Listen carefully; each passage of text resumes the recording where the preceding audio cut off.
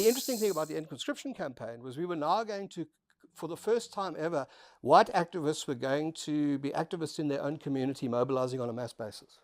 There'd never been any reason to do that before, but now we could do that. Similarly, in a way that people on the Cape Flats were organizing the schools boycotts, which were huge in the early 80s, on a mass basis. So that was very interesting. And the thing took off like wildfire. It was unbelievable how quickly the campaign grew.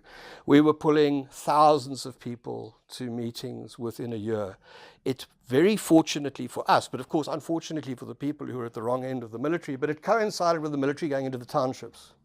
Now that was easy to sell to people. The Namibian thing, some people couldn't get their head around.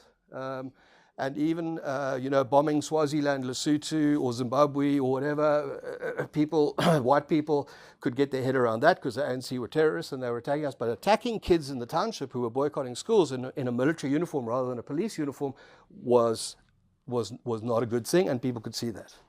So we started to attract a lot of young white people. Our policy was that we were a single issue campaign.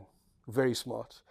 You could be a young nationalist and join the End Conscription Campaign.